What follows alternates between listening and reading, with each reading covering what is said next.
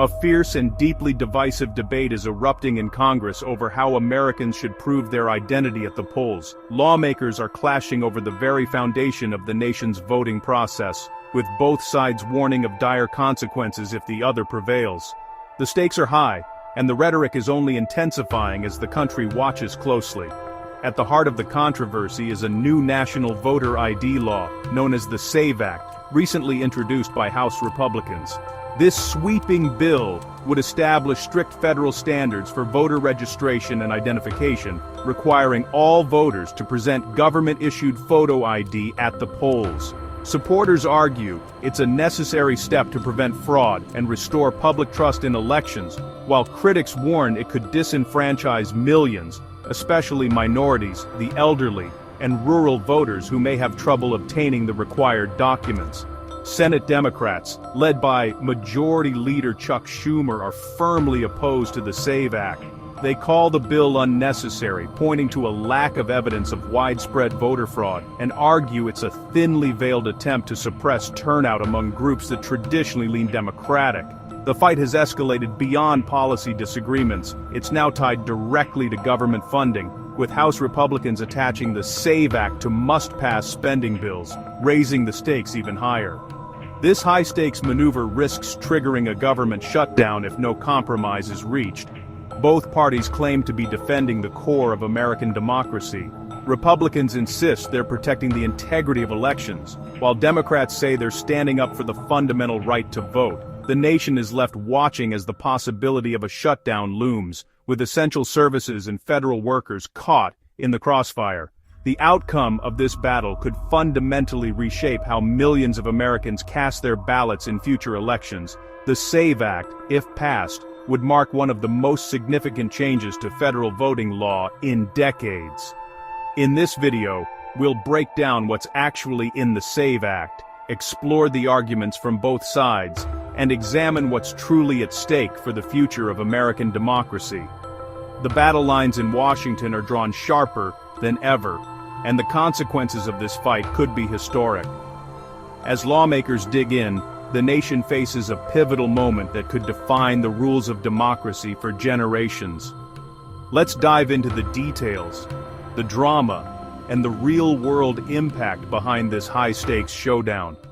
Here's what you need to know. The SAVE Act is a sweeping proposal to overhaul federal election rules, aiming to reshape how Americans prove their eligibility to vote. Introduced in Congress, the bill has sparked intense debate across the country, with supporters and critics weighing in on its potential impact. At its core, the SAVE Act would require every voter in federal elections to present a government-issued photo ID, no exceptions allowed. This means that whether you're voting for president, senator, or representative, you'd need to show a valid ID at the polls, such as a driver's license or passport, every single time you cast a ballot. For new voters, the requirements go even further. Anyone registering for the first time would have to provide documentary proof of citizenship, like a birth certificate or passport, and do so in person. This step is designed to ensure that only U.S. citizens are added to the voter rolls, but it could make the registration process more complicated for many. States would also be required to regularly check and purge non-citizens from their voter rolls, using government databases to verify citizenship status. This would add a new layer of oversight and bureaucracy to the election process, with state officials tasked with keeping the rolls up to date. Supporters of the SAVE Act argue that these steps are common-sense measures to prevent fraud and protect the integrity of elections. They believe requiring ID and proof of citizenship will help ensure that only eligible citizens are able to vote, restoring public trust in the system. Critics, however, warn that these requirements could create major barriers for millions of Americans, especially those who don't have easy access to government-issued IDs or citizenship documents. Elderly voters, people with disabilities, low-income individuals, and those living in rural areas could face significant challenges just to participate in elections. Currently, most states allow voters to sign affidavits affirming their citizenship if they lack documentation. The SAVE Act would eliminate this option, making the process much stricter and potentially disqualifying voters who can't produce the required paperwork. The bill's backers insist it's about election security and preventing illegal voting, while opponents see it as a threat to voter access and a move that could disenfranchise large segments of the population. The debate has become a flashpoint in the broader conversation about voting rights in America. The stakes are high. Millions of eligible voters could be affected by these new rules, potentially changing the makeup of the electorate and influencing future elections. Ultimately, the debate over the SAVE Act is about more than just paperwork or bureaucracy. It's about who gets a voice in American democracy and how the nation defines fair and accessible elections for all. Republicans insist the SAVE Act is vital for election security. They argue that requiring photo ID and proof of citizenship will prevent fraud and boost public confidence in election results. Supporters point to polls showing most Americans favor voter ID laws. They say voting should be as secure as boarding a plane or entering a federal building.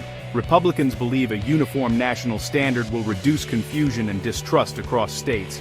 For them, the bill is about protecting the integrity of the vote. Nothing more, nothing less.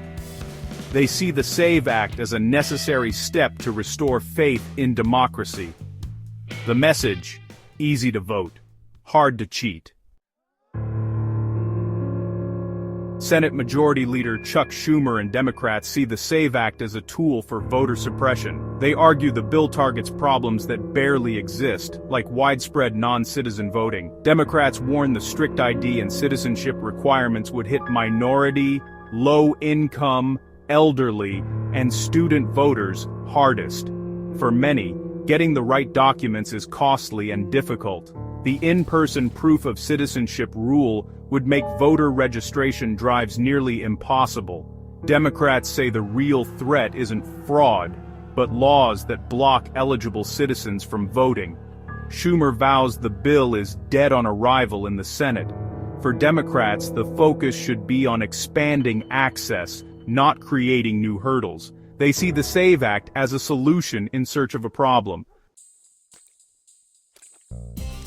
The debate has drawn comparisons to the Jim Crow era, when laws were used to block Black Americans from voting. Senator Schumer argues the SAVE Act would create modern barriers that disproportionately affect minorities. Democrats say requiring specific IDs or in-person documents echoes past tactics of voter suppression. Republicans reject this comparison, calling it unfair and inflammatory. They argue voter ID protects all citizens, regardless of race. The Jim Crow analogy is meant to highlight the stakes, but it's also fueling partisan anger. The fight over history is now part of the fight over the future of voting. The fight over the SAVE Act has now become inseparable from the battle to keep the government funded and running. What started as a debate over voter ID has escalated into a high-stakes confrontation that could impact millions of Americans. House Republicans have strategically attached the SAVE Act to must-pass spending packages, effectively forcing Democrats into a corner. Now they must decide: accept the controversial voter ID law, or risk a government shutdown that would halt essential services across the country. This poison pill tactic transforms what should be a routine budget negotiation into a dramatic political standoff, raising the stakes for both parties and the nation as a whole. Senate Majority Leader Chuck Schumer has issued a stark warning: if the SAVE Act remains in the funding bill, a shutdown is inevitable. Democrats are united in their opposition, vowing to block the measure in the Senate, no matter the consequences. The result is a deepening gridlock, with the government's most basic operations hanging in the balance. Federal agencies face uncertainty, and the threat of closure looms large over Washington. If a shutdown occurs, it would disrupt vital services, force hundreds of thousands of federal workers to stay home without pay, and further erode public trust in government institutions. Everyday Americans would feel the impact, from delayed benefits to shuttered offices. The Department of Homeland Security is especially vulnerable, with its funding and operations at risk. Critical national security functions could be compromised if the standoff continues. What began as a fight over voter ID has now become a battle over whether the government itself can keep its doors open, with consequences that reach far beyond Capitol Hill. The stakes have never been higher.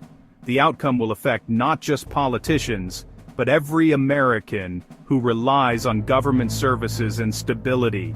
As lawmakers negotiate late into the night, they're not just debating policy, they're deciding the future of government itself and the trust of the people they serve.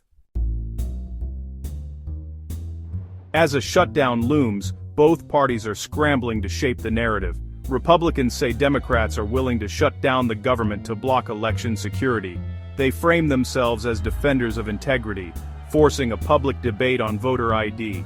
Democrats accuse Republicans of manufacturing a crisis by attaching a partisan bill to must-pass funding. Schumer calls it a prolonged Trump government shutdown, tying the GOP to past chaos. Each side hopes the public will blame the other if the government closes. The messaging war is fierce because the political fallout could be huge. In the end, it's not just about policy, but about who pays the price at the polls. The blame game is in full swing. In today's polarized Congress, compromise on voting rights is nearly impossible. Republicans focus on security, Democrats on access. The Senate filibuster means neither side can win outright, leading to gridlock. A true compromise might pair a less strict ID law with free, accessible IDs for all, or invest in secure registration technology. But both parties fear backlash from their base if they give ground. The looming shutdown only raises the stakes, making negotiation even harder. The path forward is murky. It will take real leadership and a willingness to put country over party. The question, can Congress find a way to protect both security and access? The answer will shape the future of American democracy. This fight over voter ID laws is about the soul of American democracy. The rules for voting decide who has a voice and who gets left out. The outcome will signal whether we value security or access most. Constant battles over election rules erode public trust and discourage participation. The right to vote is the foundation of democracy. Any change to voting laws can shift the balance of power for years. The SAVE Act debate forces us to ask, what kind of democracy do we want? How Congress resolves this will reveal our true commitment to every citizen's voice.